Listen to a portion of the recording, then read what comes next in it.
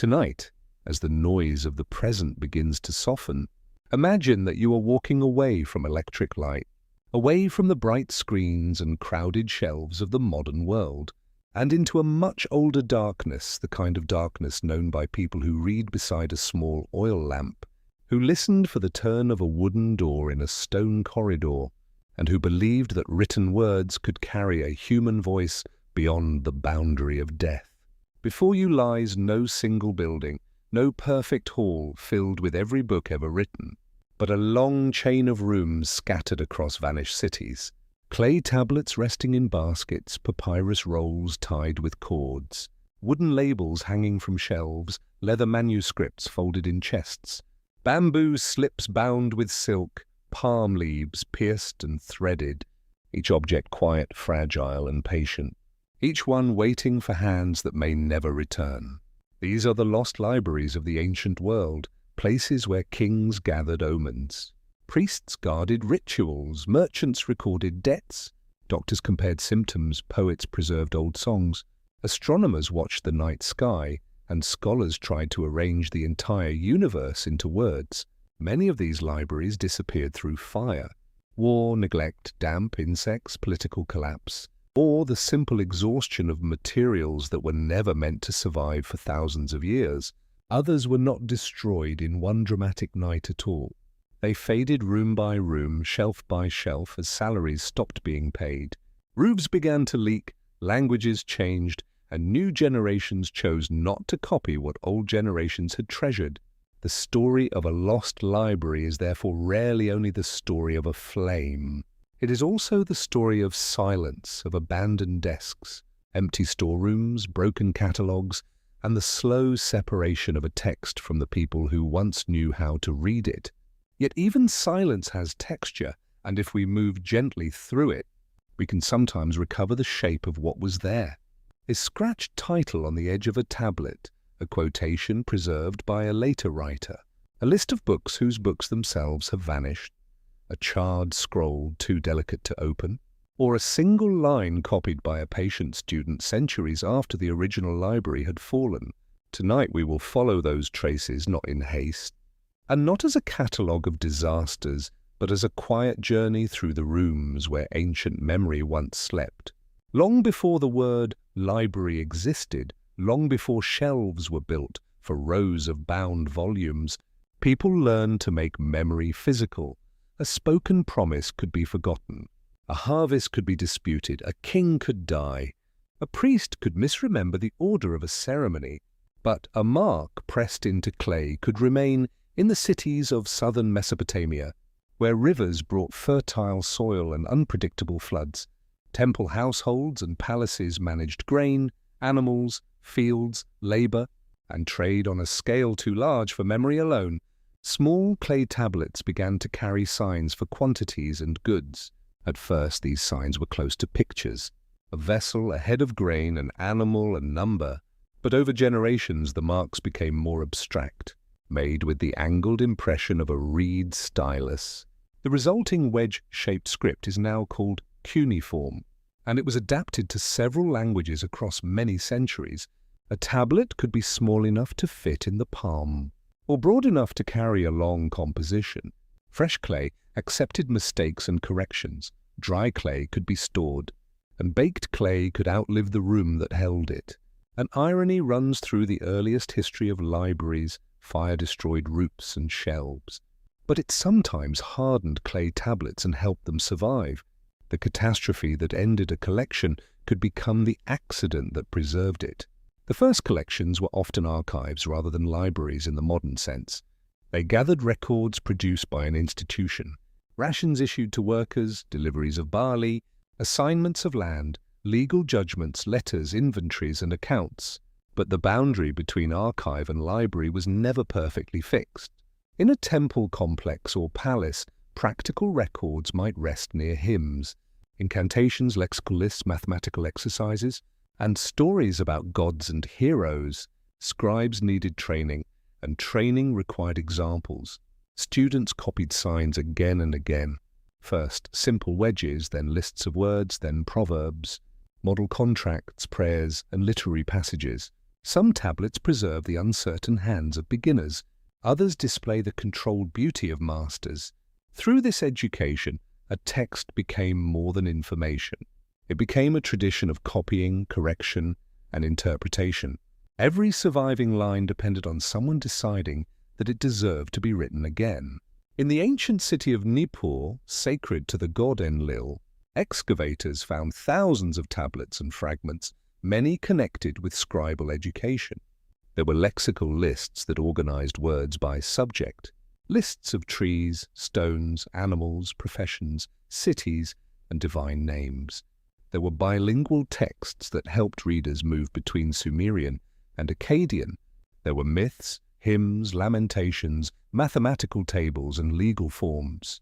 The rooms that contained them may not have looked grand. There may have been low benches, baskets, jars, wooden shelves, and tablets arranged according to systems that are now only partly understood. Yet within these modest spaces, scribes maintained a world of learning. Sumerian eventually ceased to be an everyday spoken language, but it continued to be studied, copied, and used in scholarship and ritual. Much as later cultures preserved languages of religion and learning after ordinary speech had changed, the library was not only a storehouse, it was a machine for keeping an old language alive. At Sippar, a city associated with the sun god Shamash, archaeologists discovered a remarkable temple library in the late 20th century. Tablets had been arranged in rows of compartments, many with their narrow edges facing outward so that identifying lines could be read. The collection included literary, religious, scholarly, and lexical works. Some tablets bore colophons, notes written at the end of a text that might name the scribe, identify an owner, describe the source used for copying, or warn against removing the tablet. These small notes reveal a quiet anxiety familiar to every library. Books wander, borrowers forget, valuable texts disappear. An ancient curse against theft may sound dramatic, but it expresses the same wish as a modern ownership stamp. Let this object return to the place where it belonged. The scribes who worked in such collections did not imagine knowledge as a single open field. Knowledge had rank, secrecy, and sacred danger. Some rituals were restricted, some texts belonged to specialist families, some omens were useful to rulers and not to ordinary people. A scholar might inherit tablets from a father or teacher, adding copies, commentaries, and observations over a lifetime. These family collections could pass through generations, and in them we find medicine beside magic, astronomy beside divination, grammar beside prayer, categories that modern readers separate but ancient scholars often allowed to touch. Illness might be examined through symptoms, treatments, divine displeasure, and ritual purification. A lunar eclipse could be observed with careful attention and interpreted as a sign concerning the king. Knowledge moved between what we would call practical, scientific, religious, and political purposes, and the library held all of these without needing to resolve their boundaries. To enter one of these early rooms in imagination, picture the smell of clay and reed, the dust of a courtyard, the murmur of recitation, a teacher speaking a line and students repeating it, a tablet drying near a wall, a scribe wetting the surface to repair a sign, daylight entering through a doorway because lamps were costly and smoke could stain the room. There would be no rustle of paper, no turning of pages. Instead, there would be the soft knock of clay placed against clay, the scrape of a stylus, the weight of a tablet lifted with both hands. Reading itself could be physical labor. A large tablet was heavy. A long work might require many tablets, and each tablet needed a sequence mark or catchline so the reader could find what came next. Losing one piece could create a gap in a story, a silence in the middle of a prayer, or a missing step in a ritual. Even complete collections were always vulnerable to disorder. And yet order was one of the great dreams of the ancient library. To name, classify, compare, and preserve. A list of birds did more than teach vocabulary. It gathered the variety of the world into a stable sequence. A catalogue of stars turned the sky into a readable surface. A series of legal precedents made past decisions available to future judges.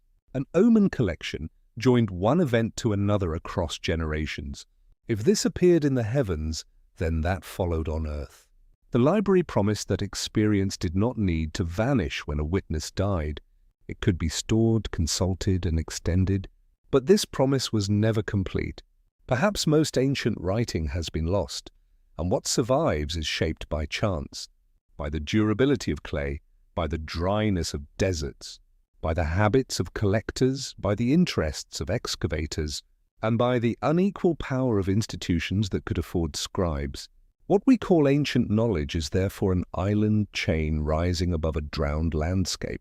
Each surviving tablet is real, but the empty water between the islands is vast. As the night deepens, allow that vastness to feel peaceful rather than alarming. We are not trying to recover every vanished word. No one could. We are listening for the pattern left by absence. And the pattern begins in these early cities, where writing served administration and slowly became a home for literature, where a student copied an old hymn under the eye of a teacher, where a temple scholar returned a tablet to its compartment, where a king learned that written knowledge could strengthen rule, and where clay, ordinary earth mixed with water, became one of the most enduring vessels of human memory. Far to the northwest of the southern Mesopotamian cities, other collections waited beneath collapsed walls. One of the most striking belonged to the palace of ancient Ebla, in what is now Syria during the 3rd millennium BCE. When Ebla was a powerful city linked by trade and diplomacy to a wide region, its palace administration produced thousands of clay tablets. And when the building was destroyed, the upper floors and shelving fell, scattering the tablets but preserving the pattern of their former arrangement. Modern archaeologists could study not only what the texts said, but where groups of tablets had landed, accounts clustered with accounts, diplomatic records with diplomatic records, lexical texts and scribal materials in their own areas. The ruined room became a frozen moment of library organization, as though the shelves had fallen forward and left their logic impressed upon the floor. The tablets of Ebla speak in the calm language of administration, wool, metals, food, land, offerings, journeys, names of officials, names of foreign rulers, and lists of places tied together by exchange. Yet behind each entry is movement, caravans passing through gates, animals being counted, messengers carrying sealed instructions, palace workers receiving rations, gifts offered to temples, brides traveling between royal houses. The archive was the nervous system of the state. Without it, obligations could not be tracked, property could not be assigned, and distant relationships could not easily be maintained. The scribes did more than record the kingdom, they made the kingdom manageable. The palace could imagine its own reach, because information returned to a central room and became clay. Among the Ebla tablets were bilingual lexical lists connecting Sumerian words with the local language, evidence of a scholarly culture that borrowed, adapted, and taught. Such lists remind us that ancient libraries often stood at crossroads. Languages met inside them. Foreign traditions were copied because they were useful or prestigious. A scribe could work with signs invented far away and shape them to local speech. Every borrowed writing system carried traces of earlier worlds, and every library was partly a library of other libraries.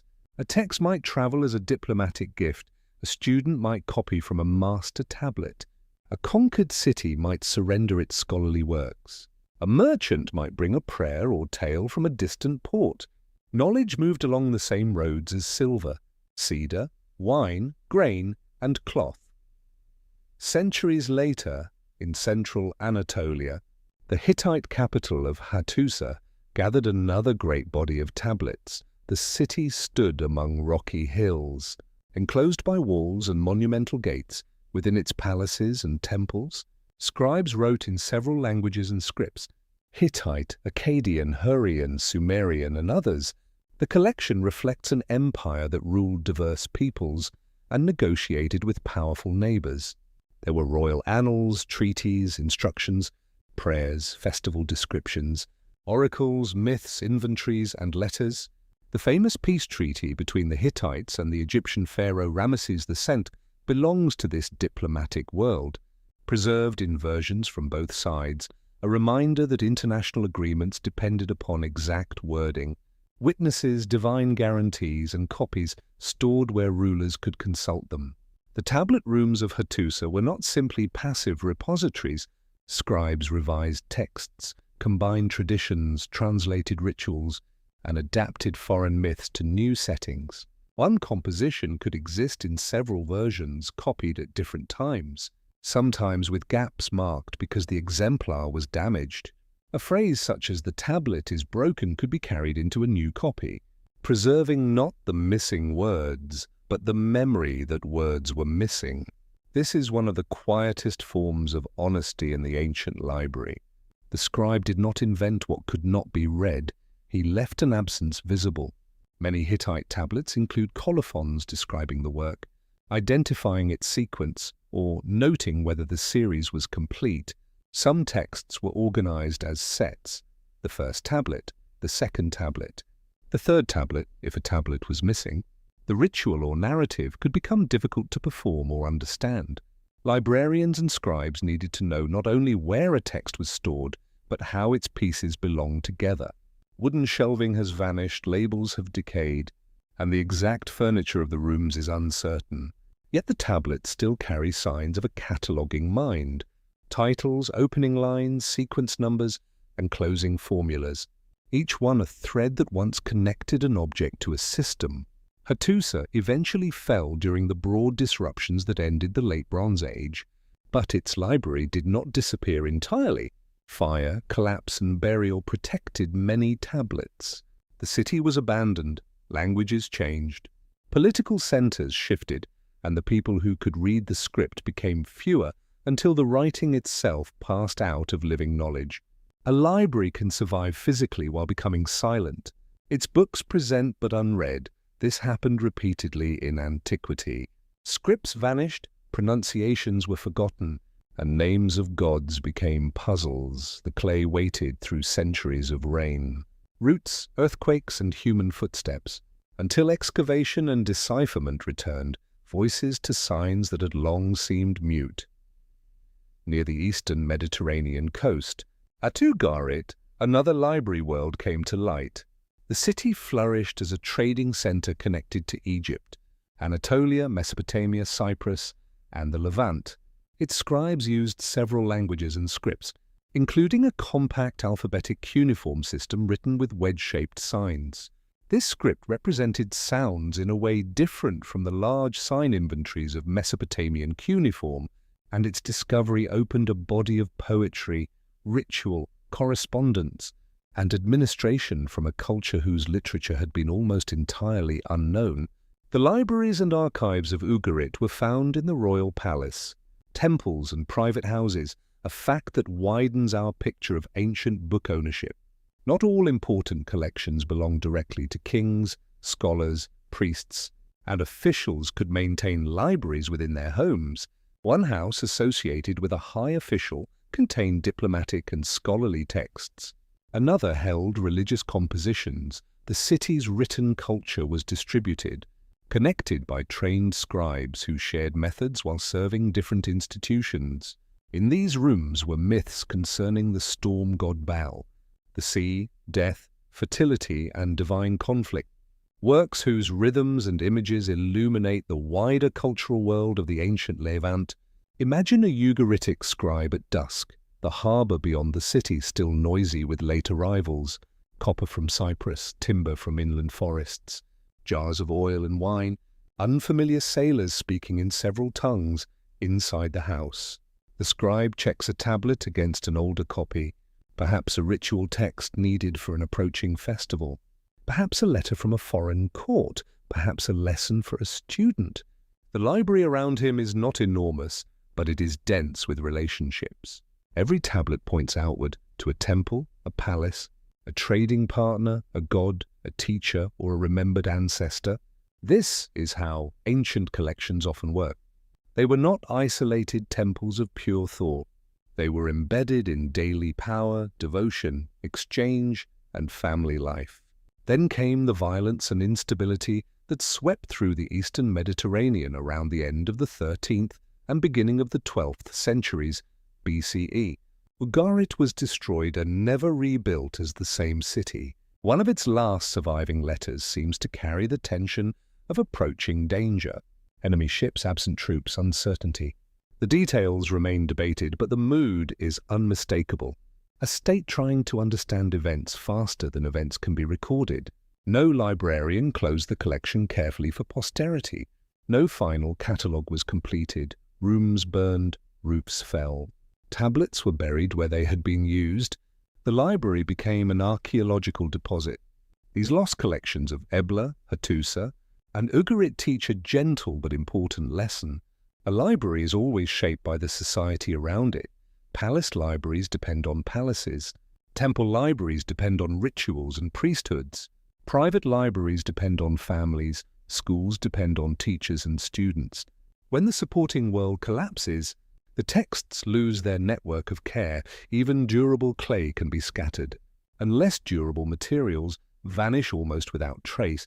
There may have been wooden tablets coated with wax, leather documents, textiles marked with signs, or papyrus imported through trade, but in wetter climates such materials rarely survive. The clay record gives an impression of abundance while concealing entire categories of writing that decayed. The silence of lost materials should make us cautious. When archaeologists find thousands of administrative tablets and only a few poems, it does not necessarily mean that people cared more for accounts than stories. Accounts were often written on clay because they needed an official record, while songs could live in performance, on perishable surfaces or in memories when a city burned.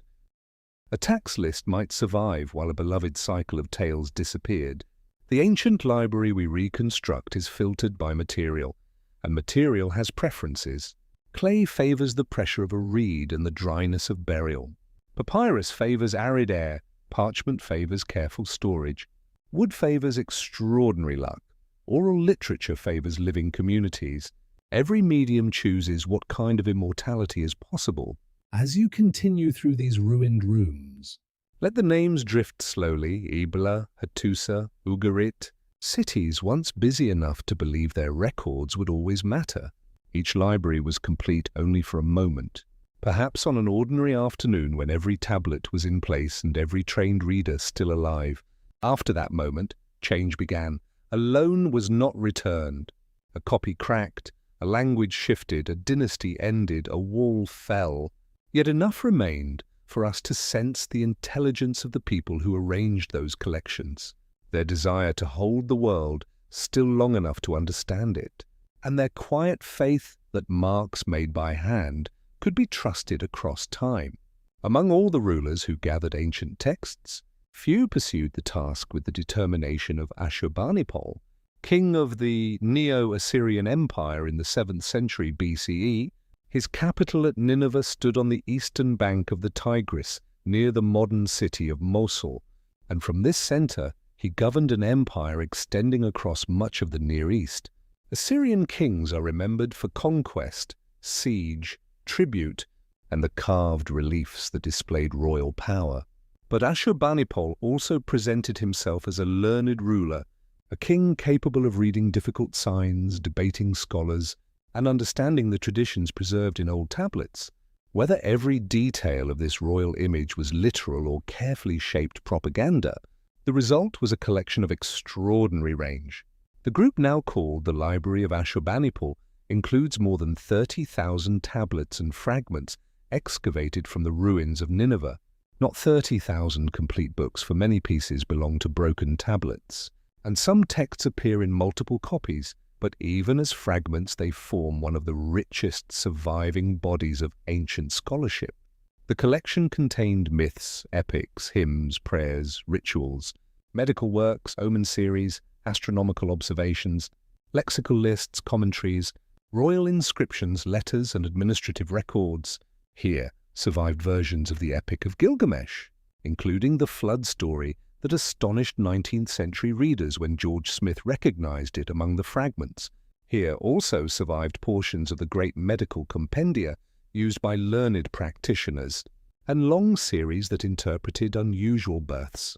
animal behavior, celestial events, dreams, and patterns in sacrificial organs to build such a collection. The court sent requests across the empire. Officials and scholars were instructed to search temple libraries and private collections for old or rare tablets. Some originals may have been taken, others were copied. Scribes compared exemplars and noted differences. The process was not gentle collecting in a modern sense. It was tied to imperial authority. The king could command access to the knowledge of conquered or dependent regions. Babylonian scholarship held enormous prestige, and Assyrian collectors sought texts from cities with traditions far older than their own imperial capital. The library therefore became both a scholarly institution and an expression of rule. The empire gathered land, tribute, people, and written memory. Imagine the journeys behind a single tablet. An official receives a royal letter, visits a temple archive, speaks with priests whose families have guarded texts for generations, chooses a work on ritual purification or celestial omens, arranges for a copy, checks the wording, seals the package and sends it north by road. The tablet arrives at Nineveh, where another scholar examines it, perhaps adding a colophon that identifies the source, perhaps placing it within an established series. The physical distance might be hundreds of miles, but the library reduces that distance, bringing a Babylonian tradition into an Assyrian palace.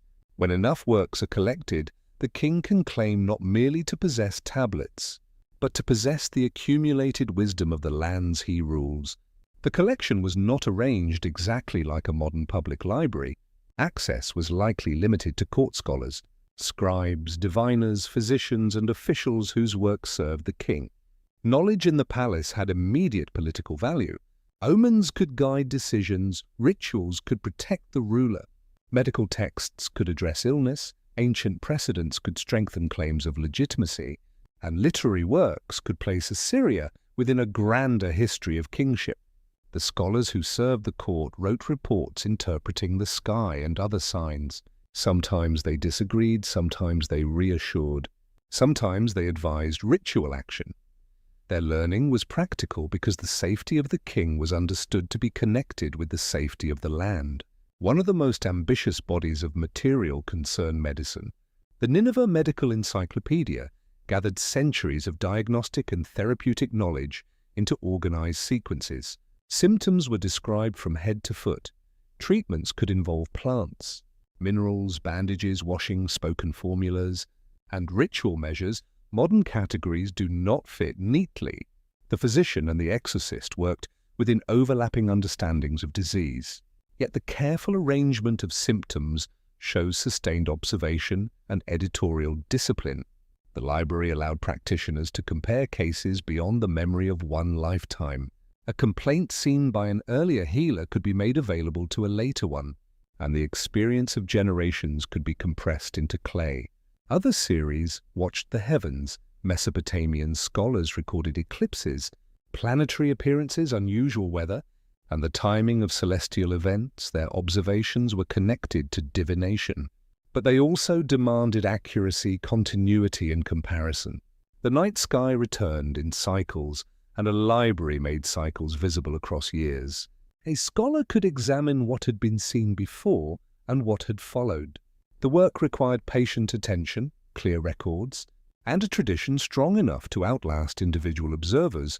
In this sense, the palace library extended the king's sight backward through time. The tablets themselves reveal the marks of use. Some are carefully written display copies, others are rougher working texts. Some contain corrections, erased sections, additions, or notes squeezed into margins.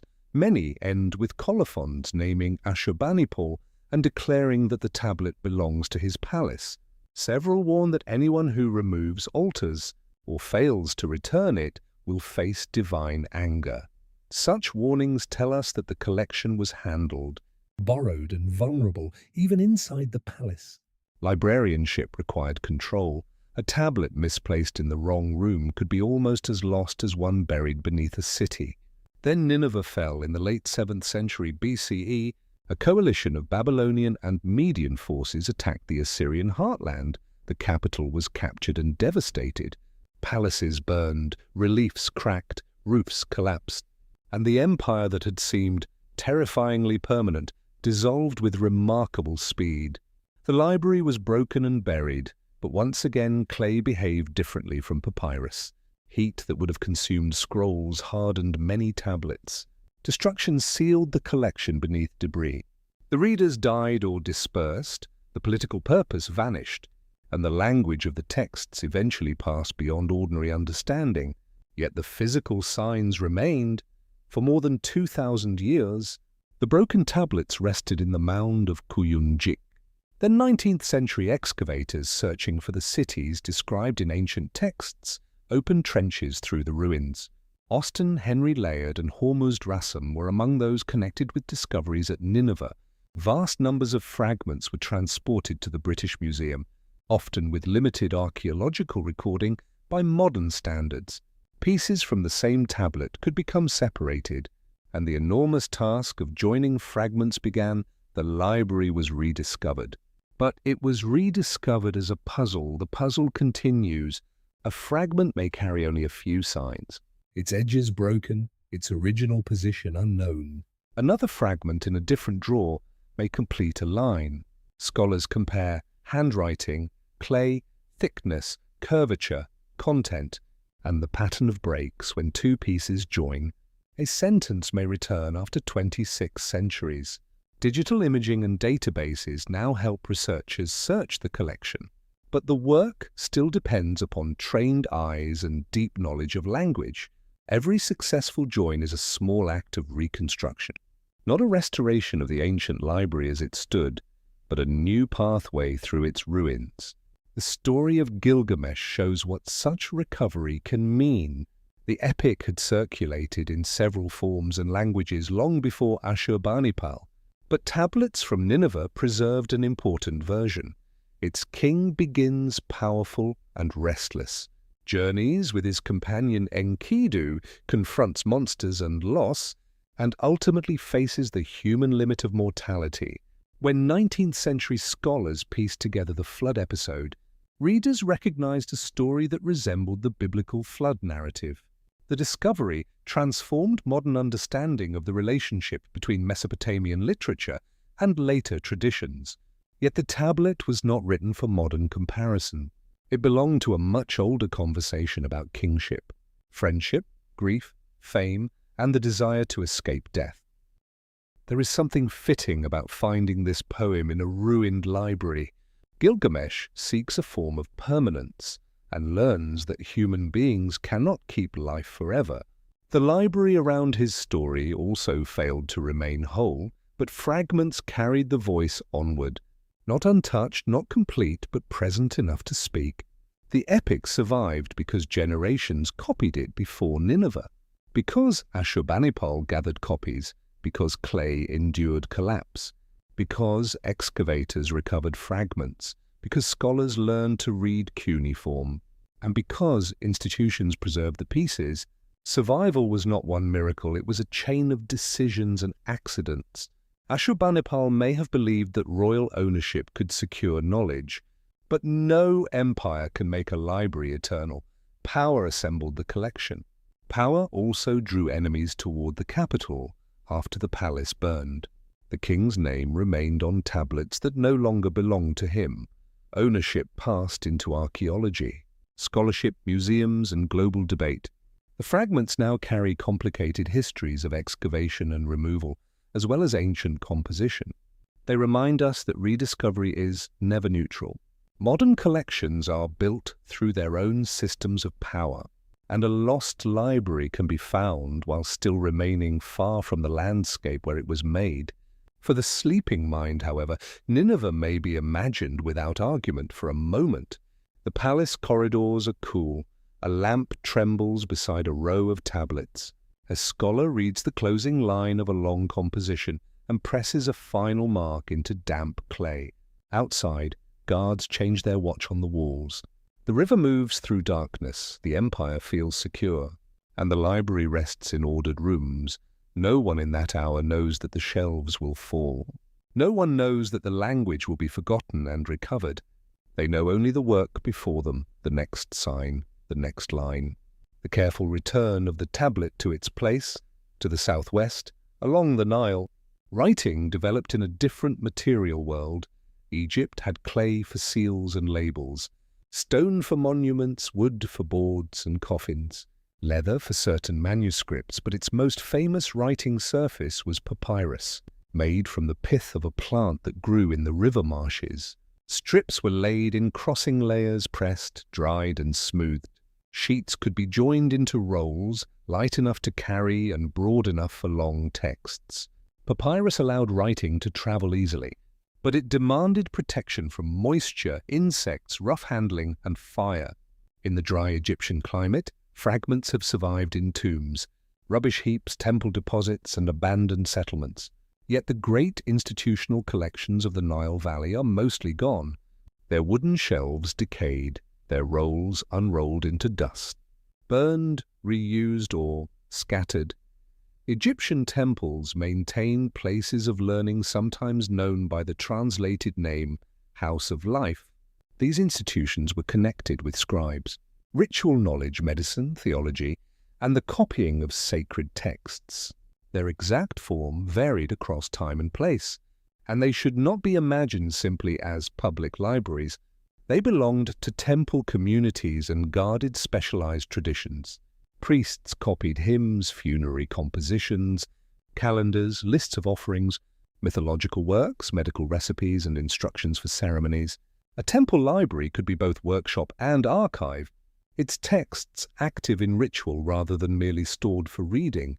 In a dim temple room, a papyrus roll might rest inside a jar or chest, identified by a tag. The scribe would sit with a palette holding black and red ink, black for most of the text. Red for headings, warnings, names, or important divisions. A rush pen moved lightly across the surface, unlike the pressure of a stylus into clay. Corrections required scraping, washing, or writing over a sign. Long rolls had to be opened and closed carefully, one hand releasing the unread portion while the other gathered what had been read. The reader encountered the work as a moving window, not as facing pages. The beginning and end were physically far apart. Many Egyptian works are known because copies were placed in tombs, not because temple libraries survived. Funerary texts accompanied the dead, offering guidance, protection, transformation, and knowledge of the next world. The famous modern title Book of the Dead refers not to a single fixed book, but to a collection of spells that could be selected and arranged in different ways. Earlier traditions appeared as pyramid texts and coffin texts, each form showing how religious knowledge moved between monuments, objects, and manuscripts. A library was therefore not the only place where texts lived. Walls and bodies could carry libraries of their own. The Nile carried documents north toward the Mediterranean, and at its western edge, near the sea, a new city arose after the campaigns of Alexander the Great. Alexandria was founded in 331 BC, placed between Mediterranean routes and the wealth of Egypt. After Alexander's death, the Ptolemaic dynasty made it a royal capital, cosmopolitan, ambitious, and intensely concerned with prestige. Within this environment emerged the institution that became the most famous lost library in history. The Library of Alexandria connected with the Mauseon, a community devoted to the Muses. The ancient Mauseon was not a museum in the modern sense of galleries open to visitors. It was closer to a royal research institution. Scholars could receive support, meals, lodging, and access to books. They worked under royal patronage in a setting tied to the palace quarter. The library formed part of a larger program through which the Ptolemies presented Alexandria as a center of Greek learning. Although the city stood in Egypt and depended upon Egyptian resources, the dominant scholarly language of the institution was Greek. Its ambition was wide: to gather texts from across the known world, to compare them, edit them, classify them, and make Alexandria a capital not only of commerce and rule, but of memory. Ancient reports describe aggressive methods of acquisition. Books arriving on ships were supposedly taken for copying. With originals kept and copies returned, royal agents purchased manuscripts. Scholars sought rare versions of famous works, and collections from older centers of Greek culture were drawn toward the new city. Some stories are difficult to verify and may have grown with the legend of the library, but they express a believable Ptolemaic desire for completeness. The library was imagined as universal, not because it truly contained everything, but because its rulers wanted no important text to remain beyond their reach. This hunger for books created practical problems. Two copies bearing the same title might differ. An author's name might be uncertain. A roll might contain several works, or one work might extend across several rolls. Scribes could introduce errors, lines could be omitted, explanatory notes could enter the main text. Local versions could preserve different endings. The Alexandrian scholars therefore became editors as well as collectors. They compared manuscripts, judged readings, marked doubtful lines, wrote commentaries, and established forms of works that influenced later transmission.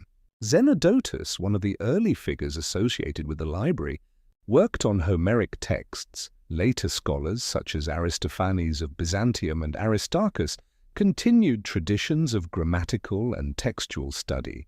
The poems attributed to Homer had lived through performance and manuscript copying, and no single autograph by Homer waited in a case. The scholars had to decide among inherited variants. Their signs and comments helped readers distinguish lines considered doubtful, noteworthy, or misplaced. The library was thus not a tomb for finished books. It was a place where texts were constantly examined and remade. Eratosthenes, another scholar linked with Alexandria, worked across geography, mathematics, chronology, poetry, and astronomy. He is remembered for estimating the circumference of the Earth using observations of shadows and distance. His achievement has become a symbol of ancient scientific ingenuity, but it also depended on a culture that gathered reports, measurements, maps, and earlier writings. A great library does not produce knowledge merely by accumulating objects. It creates conditions for comparison. A statement from one place can be tested against an observation from another. Separate facts can become a pattern.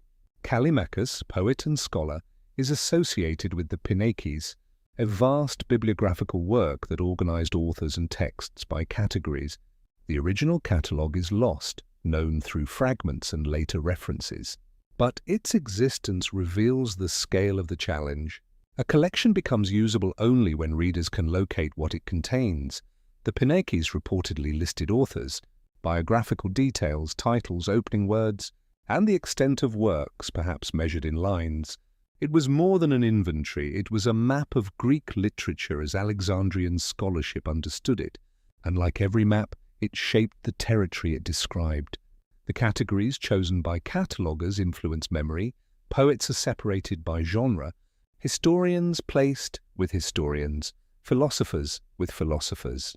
Works judged genuine, distinguished from doubtful ones, anonymous texts assigned where possible. The catalogue tells future readers what counts as a work and who counts as an author. When the catalogue survives but the books vanish, its choices become even more powerful. We may know that a writer composed dozens of plays while possessing only one. We may know the title of a history whose narrative has disappeared. The lost shelf remains as a list of names. Alexandria also became associated with translation, most famously the Greek translation of Hebrew scriptures known as the Septuagint. Later tradition surrounded the translation with stories of royal sponsorship and miraculous agreement among translators. The historical process was more complex and unfolded across time, but the result reflects the multilingual life of the city and the importance of Greek as a shared language in the Hellenistic world. Translation carries a text into a new community while also changing its possibilities. Words acquire new associations, interpretations widen, and a library becomes a meeting place between traditions that cannot remain exactly as they were. The scale of the Alexandrian collection has inspired enormous numbers in ancient and modern accounts. Hundreds of thousands of rolls are sometimes claimed. But a roll was not the same as a modern book. A long work might occupy many rolls. Duplicate copies could be counted separately, and the evidence is uncertain. The exact number matters less than the institution's reputation. It was believed to be vast.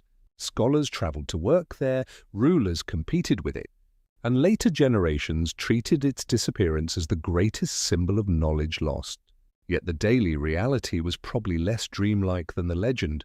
Papyrus required copying because old rolls wore out. Ink faded, edges frayed, worms and damp attacked storage. Catalogues needed revision, shelves filled with duplicates. Scholars argued over appointments and interpretations. Royal favor could elevate one school and expel another. The library depended on money, staff, buildings, and political stability. It was a living bureaucracy as well as an ideal. And every living bureaucracy is vulnerable to interruption. Alexandria possessed more than one important collection. Ancient sources refer to books associated with the Serapeum, a temple complex dedicated to Serapis, often described as a daughter library. The relationship between this collection and the main library is not completely clear, and the evidence changes across centuries. This uncertainty is essential because the phrase "the Library of Alexandria" can make us imagine one building, one collection, and one final destruction, when the reality was likely a shifting group of institutions, rooms, books, and scholarly communities, damaged and renewed at different times. The most famous story places the destruction in 48 BCE, when Julius Caesar, caught in conflict at Alexandria, ordered ships in the harbour burned. The fire spread to nearby areas, and ancient writers later reported the loss of large numbers of books, perhaps stored in warehouses near the docks. It is possible that significant collections were destroyed, but evidence suggests that scholarly activity and libraries continued afterward. The fire was not necessarily the single ending imagined in popular retellings. The appeal of one great night of flames is powerful because it gives loss of visible cause. But institutions more often die through a sequence of injuries. Later wars damaged the palace quarter, especially during imperial struggles in the 3rd century CE. Royal patronage had already changed under Roman rule.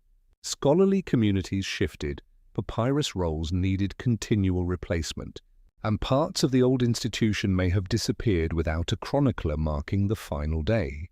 The Serapeum was destroyed amid religious conflict in 391 CE.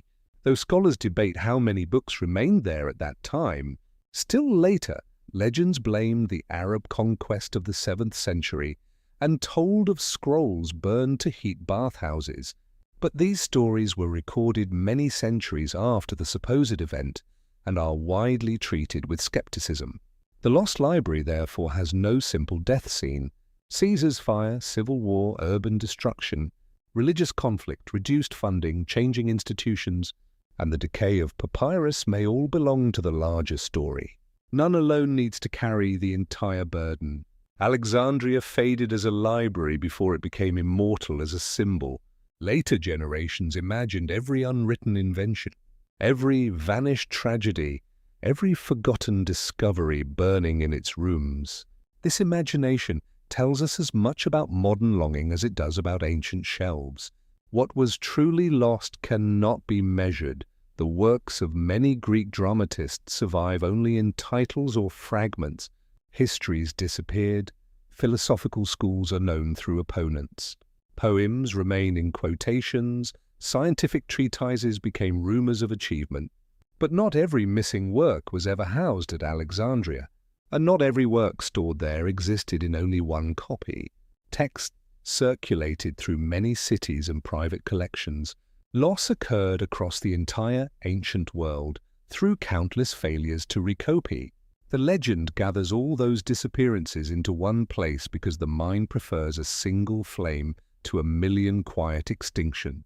Still, imagine Alexandria at its height, the sea bright beyond the harbour, ships entering from islands and distant coasts, porters carrying amphorae, grain, timber, spices, and bundles of books inside the mausion. A scholar dictates corrections while a scribe prepares a clean copy. Another studies a map. Another compares versions of a poem in a catalogue room. A title is entered beside an author's name. In a courtyard, an argument continues beneath the shade. No one holds all the knowledge in the building. No one could. But the institution allows one mind to touch the work of another across distance and time. And for a while, that is enough to make the city feel like the center of the written world. Across the eastern Mediterranean, the city of Pergamum rose upon a steep hill in western Anatolia, ruled by the Attalid dynasty, whose kings invested heavily in temples, sculpture, scholarship, and urban display. Their library became the most celebrated rival of Alexandria, associated especially with the reign of Eumenes Steku in the 2nd century BCE. Ancient tradition credited the collection with an enormous number of rolls, though such figures cannot be confirmed.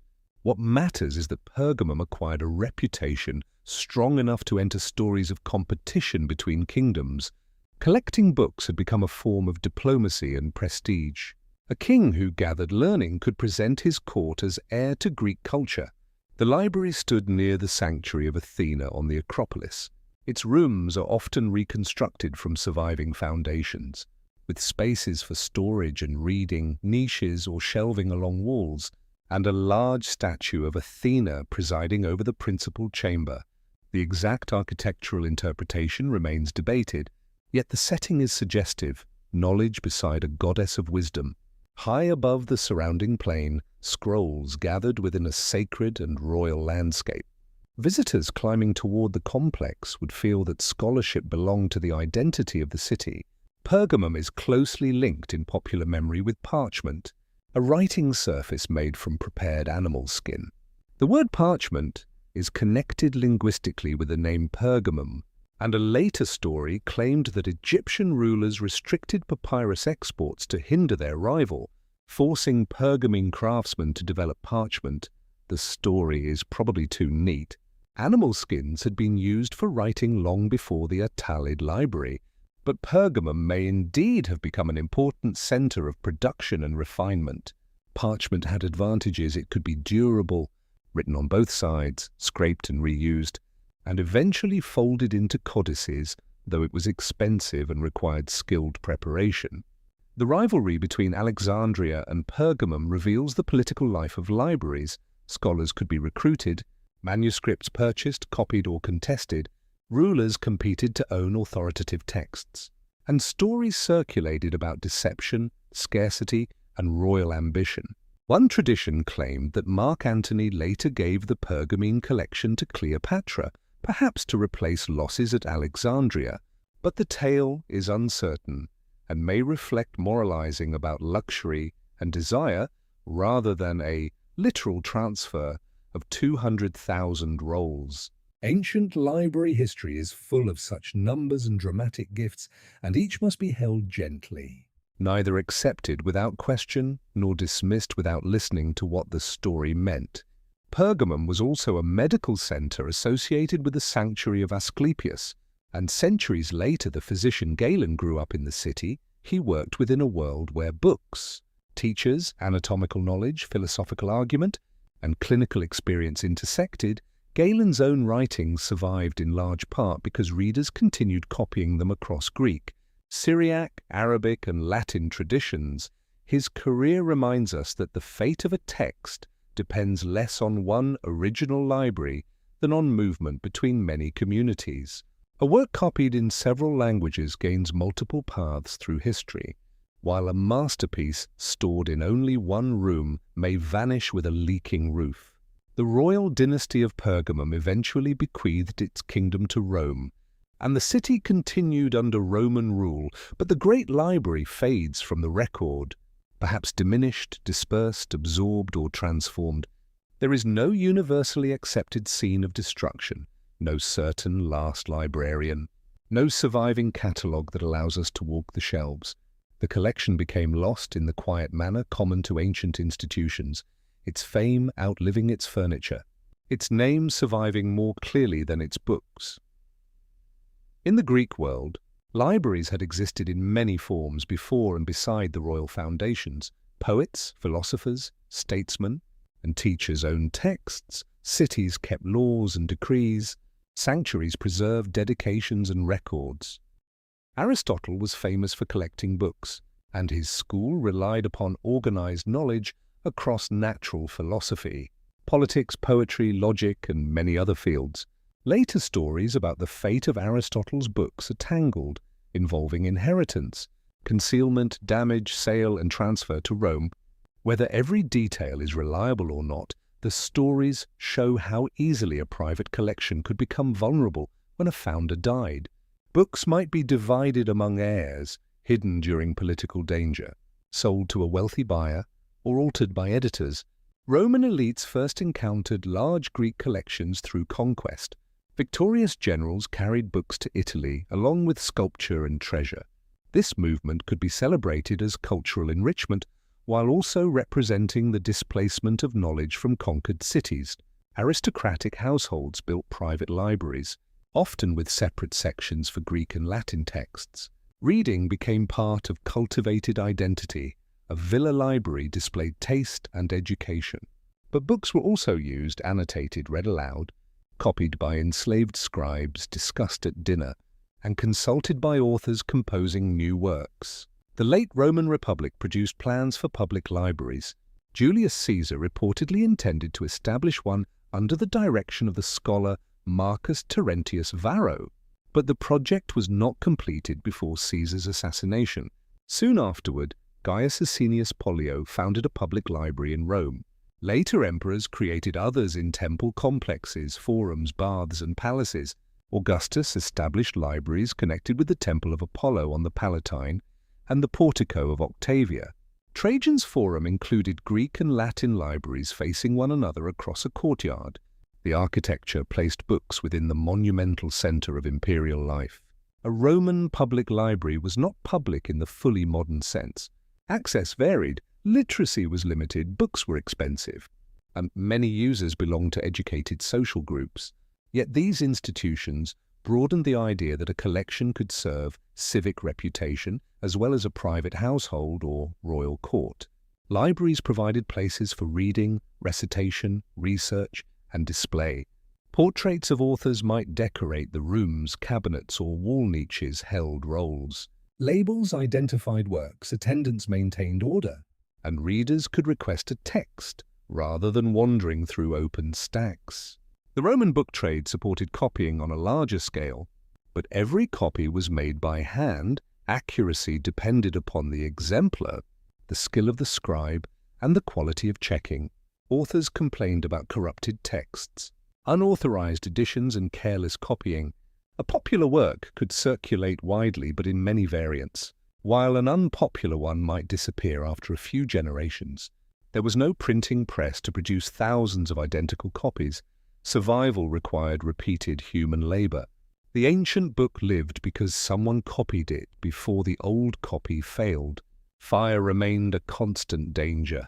Rome suffered major urban fires, and libraries were damaged under several emperors. The imperial library on the Palatine was restored after destruction. Collections in the Forum of Peace and elsewhere also faced fire, war, and rebuilding, yet flames were only one hazard. Humid air warped papyrus, insects fed on organic material. Rolls were crushed, neglected, stolen, or reused. Political change could make a writer unfashionable. Religious change could make a text suspect.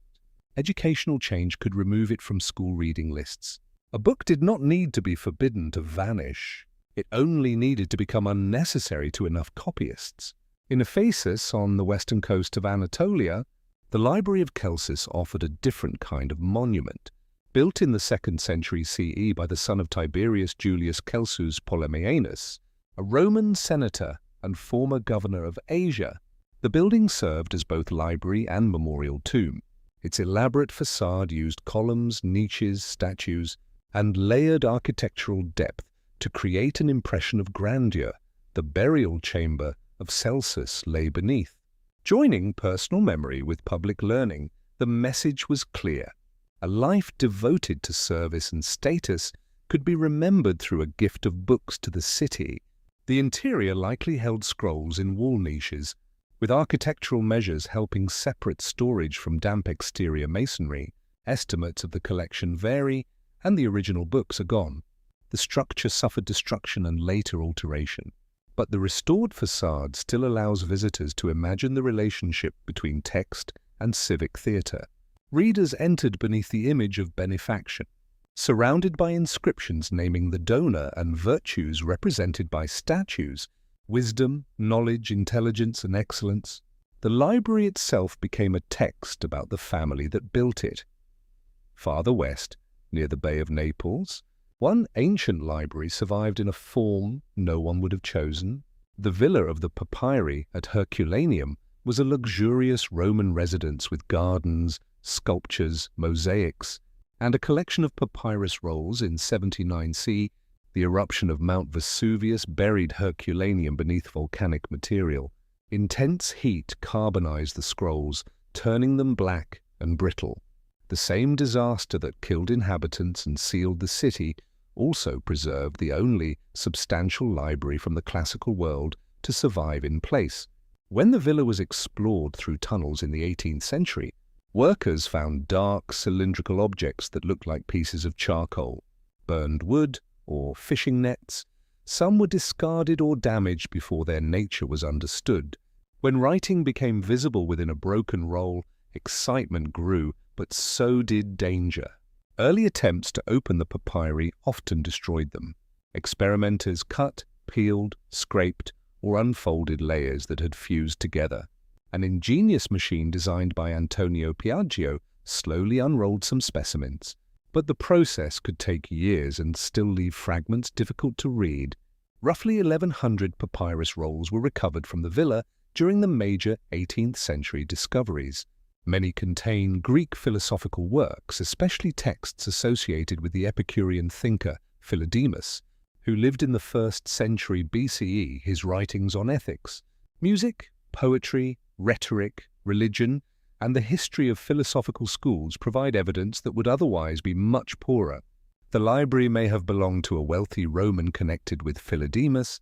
Perhaps the villa contained more than one collection, and unexplored portions of the building may still hold additional scrolls, though such hopes remain uncertain.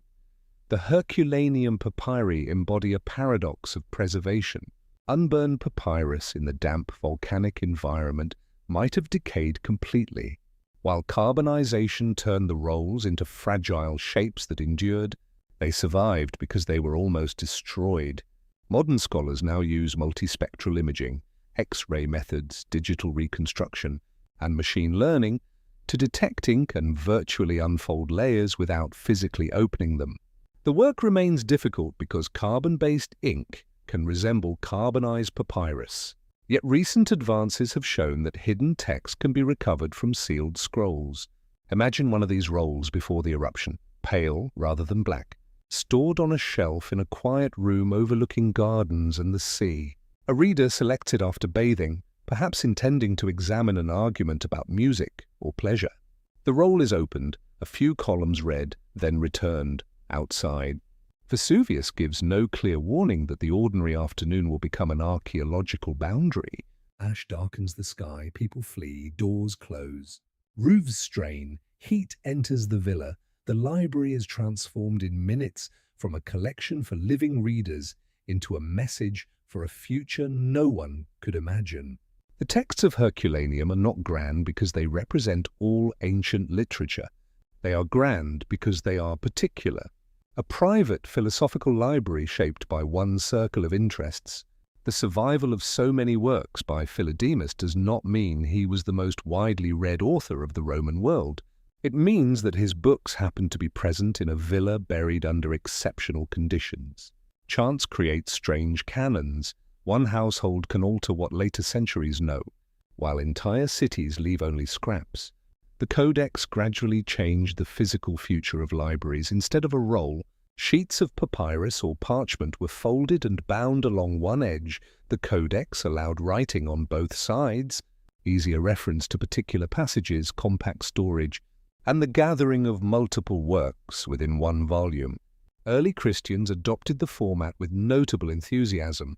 The rolls continued for a long time. As codices became dominant, older scrolls had to be recopied into the new form or risk abandonment.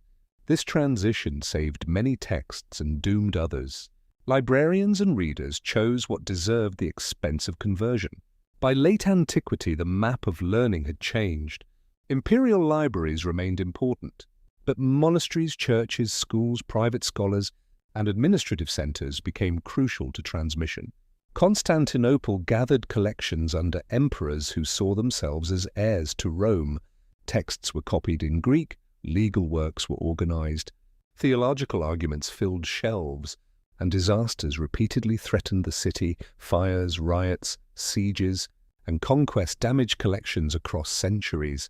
No single lost library accounts for the missing literature of Greece and Rome. Instead, ancient books passed through a narrowing corridor, selected by curriculum, faith, language, usefulness, and luck. We know that hundreds of Greek tragedies were written, yet only a small portion survived complete. The works of Aeschylus, Sophocles, and Euripides endured largely because later readers selected particular plays for study and copying. Other famous dramatists survive in fragments quoted by grammarians or preserved on scraps of papyrus. Roman historians mention sources now gone. Philosophers refute opponents whose own books vanished. Encyclopedists summarize older authors and become accidental lifeboats for lost information. The ancient library is therefore still around us in hidden form. One sentence embedded in a later commentary, one plot outline in a handbook, one name in a catalogue, a shadow cast by a book that no longer exists. As the Mediterranean night settles, picture these libraries not as isolated wonders but as lights along a coast. Alexandria, Pergamum, Ephesus, Rome, Herculaneum, and countless smaller rooms between them. Ships carry rolls, students carry notes, scribes carry habits of abbreviation and correction. Rulers carry collections home from war. Teachers recommend some authors and ignore others. Every movement creates another chance for survival and another chance for loss. The written world is never still, it travels in hands, and the hands eventually grow tired.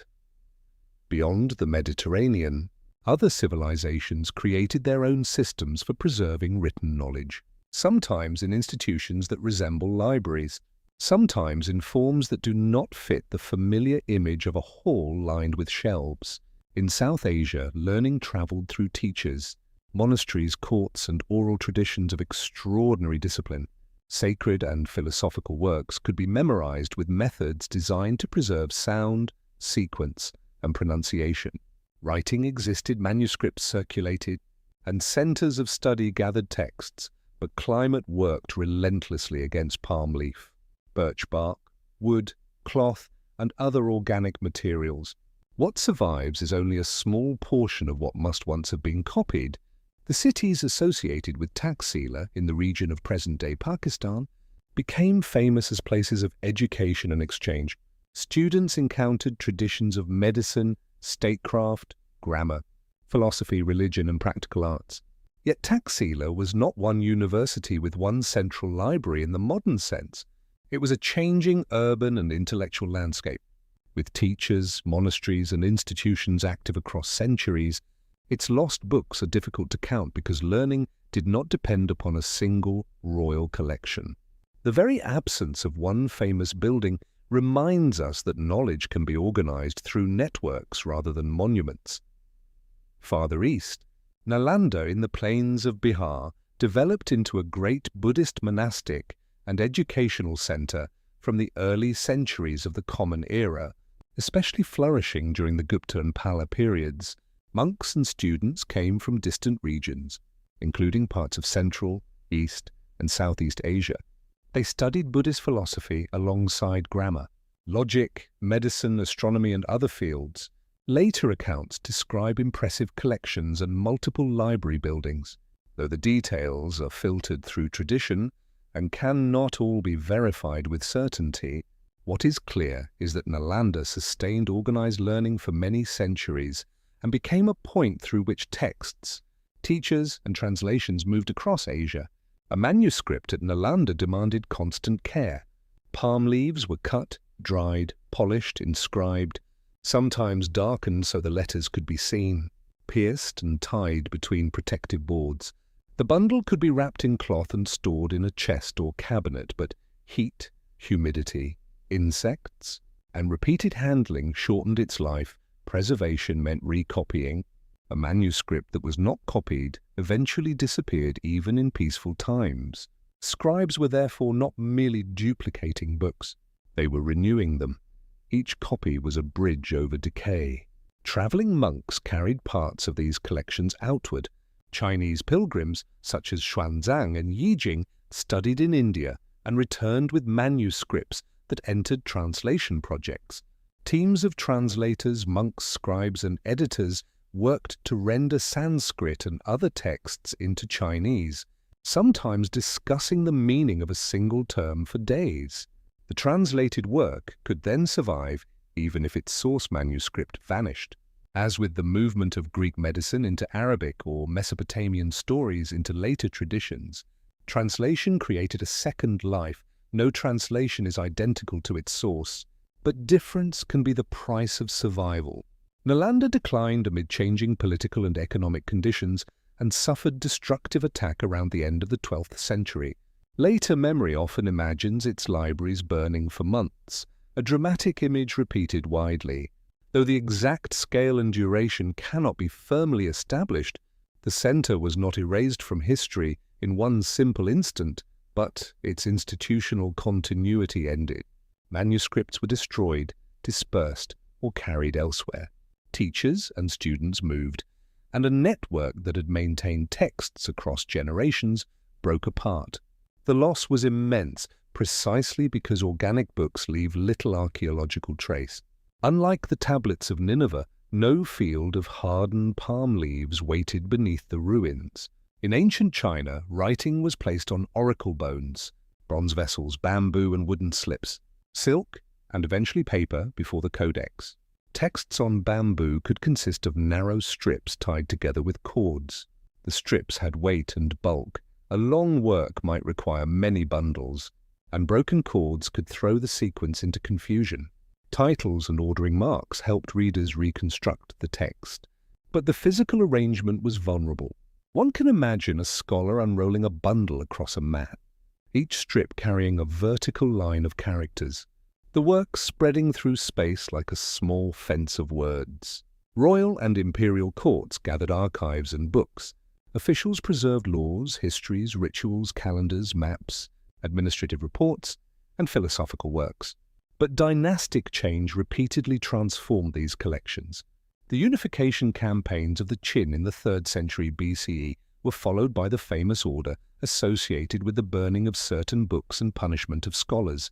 The traditional account has been debated and shaped by later Han historians, and not every text was targeted or destroyed. Yet the episode became a powerful Chinese symbol of political violence against learning. As Alexandria became such a symbol in the Mediterranean imagination, the Han dynasty undertook major efforts to collect, compare, and catalogue texts. Court scholars sought books from across the empire, collated variant copies, corrected damaged passages, and organized works into categories.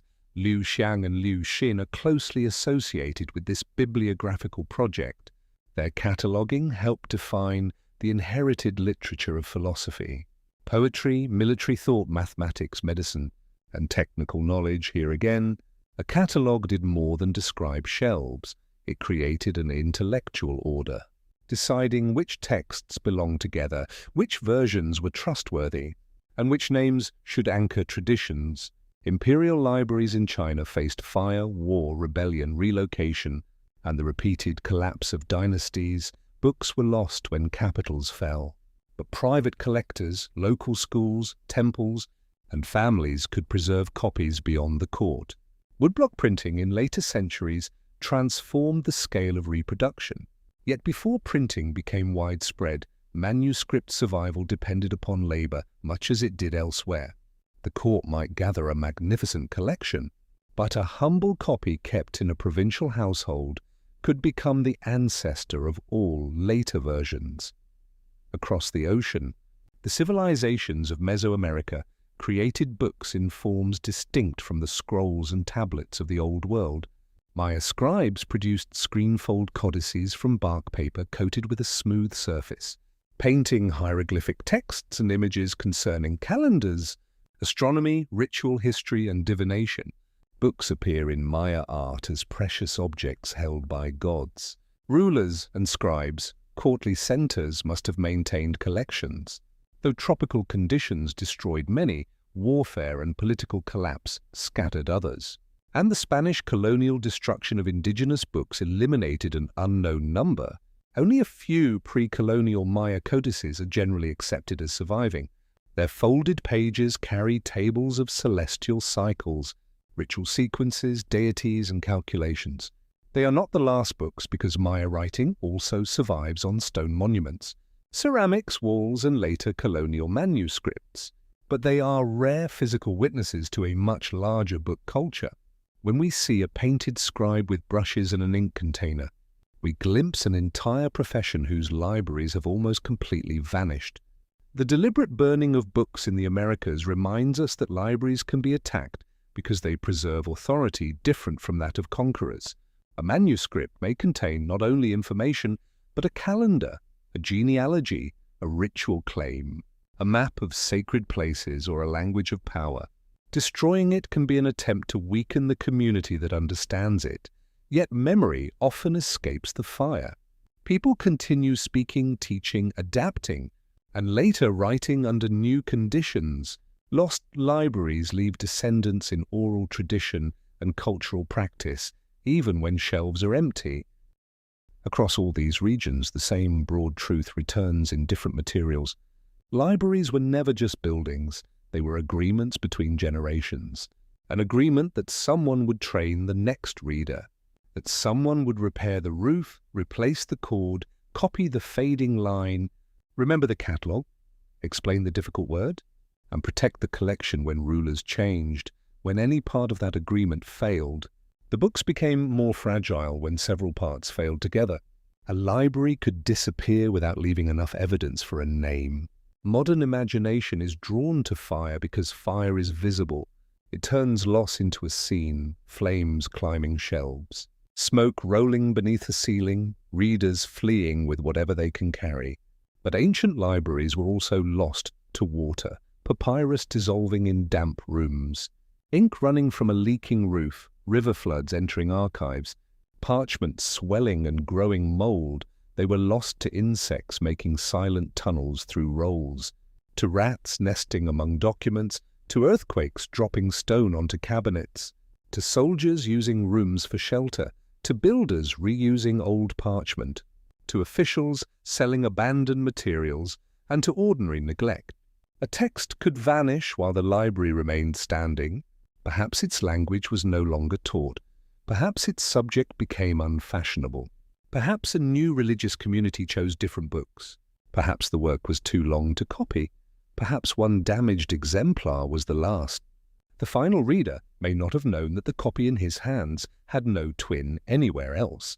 He may have placed it aside intending to return, and after his death no one did. There is rarely a ceremony for the extinction of a book. There were also acts of preservation hidden inside acts of selection. Monks copied pagan grammar because it helped them read. Scholars in the Islamic world translated and developed Greek philosophy, medicine, mathematics, and astronomy. Jewish communities preserved scriptural and interpretive traditions. Syriac translators carried works between languages. Byzantine scribes copied classical authors. Indian and Tibetan monasteries transmitted Buddhist texts. Chinese editors printed canons. Each community saved what it valued, and no community could save everything. The surviving ancient library is a mosaic assembled by people who often had very different reasons for caring. Sometimes a text returned from the ground rather than through copying. Papyri from Oxyrhynchus in Egypt emerged from ancient rubbish deposits. Thousands upon thousands of fragments, tax receipts, letters, contracts, school exercises, prayers, poems, and literary works. The city's waste became an accidental library because dry sand protected what had been discarded. A fragment of a lost play might survive on the back of an account. A private letter might preserve the tone of a voice absent from official history. Archaeology teaches us that one age's rubbish can become another age's archive. The Dead Sea Scrolls offer another form of preservation. Manuscripts placed in caves near the northwest shore of the Dead Sea, survived in a dry environment containing biblical texts, community rules, commentaries, hymns, and other works. The discovery transformed understanding of Jewish textual history in the late Second Temple period. The caves were not a grand urban library in the Alexandrian sense, yet their jars and fragments preserved a community of reading, copying, interpretation, and expectation. Hidden collections can outlive famous institutions because remoteness protects what monuments attract enemies toward. Even when ancient books survive, reading them is an act of reconstruction. Scripts must be deciphered, damaged words supplied cautiously, fragments placed in sequence, ink distinguished from stains, and translations shaped from languages whose everyday sounds are lost. Certainty comes in degrees. A scholar may restore one sign with confidence and the next with hesitation. Responsible history leaves room for this uncertainty. It does not turn every gap into a dramatic claim. The lost library deserves imagination, but it also deserves restraint. That restraint is especially important with stories of secret wisdom. Legends often claim that vanished libraries contain technologies far beyond their age, complete cures for every disease, machines that could have transformed history, or spiritual truths deliberately hidden from humanity. Ancient scholars were capable of remarkable observation and invention, but the unknown should not become a container for every modern fantasy.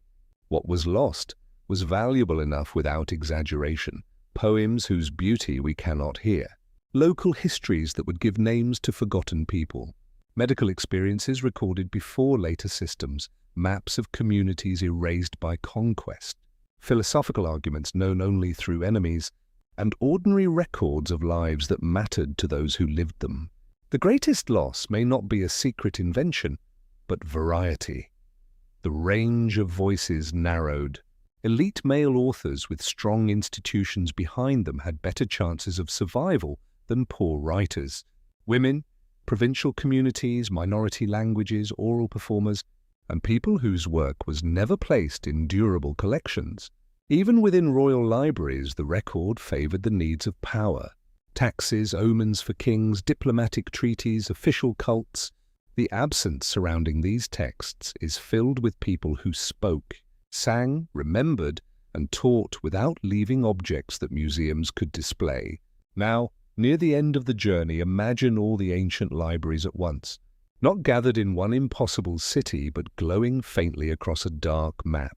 Clay rooms beside the Tigris and Euphrates, palace archives in Syria, tablet shelves among Anatolian hills, temple houses along the Nile, papyrus halls near the harbour of Alexandria, parchment rolls high at Pergamum, cabinets in Roman forums, a private philosophical room beneath the shadow of Vesuvius, palm leaf bundles in monastic India, bamboo slips in an imperial Chinese archive, painted screenfold books in a Maya court, cave manuscripts sealed away from war. Between these lights stretch roads, rivers, sea lanes, deserts, mountains, and generations. A story moves from one light to another, changing language as it travels. A physician carries a recipe, a monk carries a sutra, an ambassador carries a treaty, a merchant carries a letter, a prisoner carries a remembered song, a scholar carries notes copied from a book he cannot own. The library is not only where the journey ends, it is every safe pause along the way. Perhaps this is why lost libraries remain so compelling. They make absence feel architectural. We can picture a doorway and wonder what lay behind it. We can picture shelves and imagine titles. But their deeper meaning is human. Every library represents attention. Someone believed that these words were worth space, material, and time. Someone prepared clay, cut reeds, mixed ink, stretched skin, polished leaves, carved slips, tied cords, painted signs, checked copies, and taught another person how to read.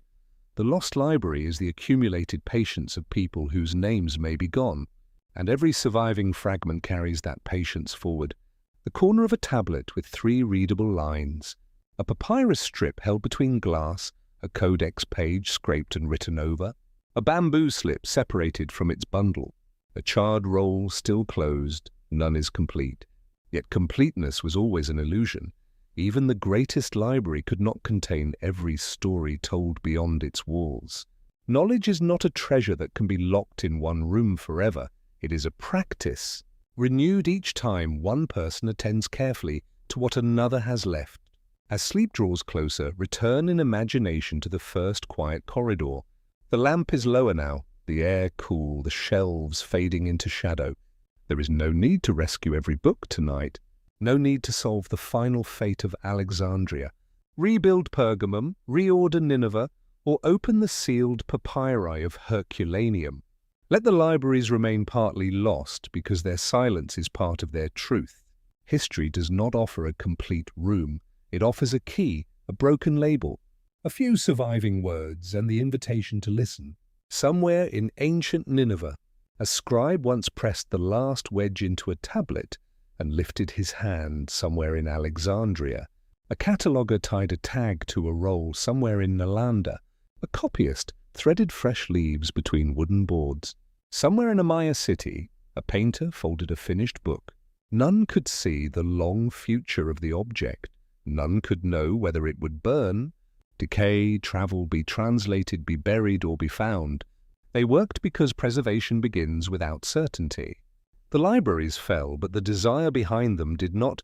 Every new archive, every repaired manuscript, every translation, every catalogue, every child taught to read continues the same ancient promise, that a thought need not end when its thinker is gone, that a voice can cross darkness, that memory can be given form, and that even after walls collapse, something may remain. So let the final image be gentle, not a burning shelf, but a closed room at night.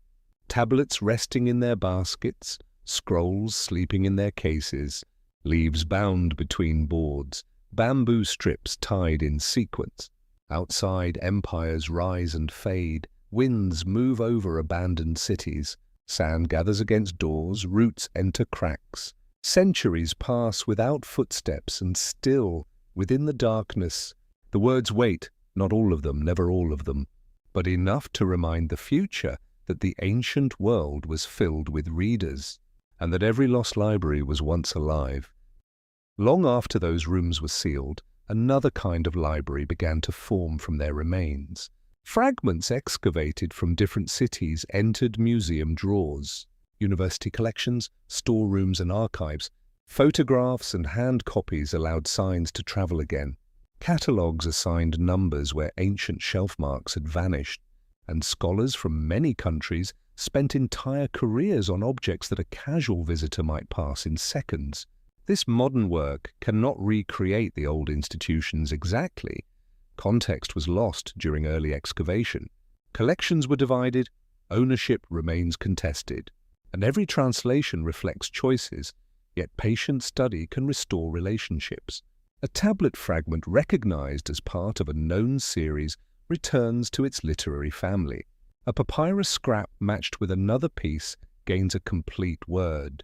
An old excavation notebook reveals the room in which an object was found, and a digital image allows readers far from the original to examine a line.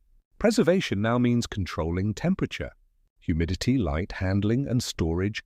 Clay needs support. Papyrus needs stable conditions.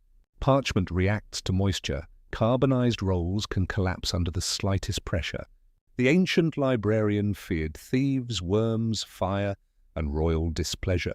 The modern conservator fears vibration, chemical change, careless transport, and the slow damage caused by display.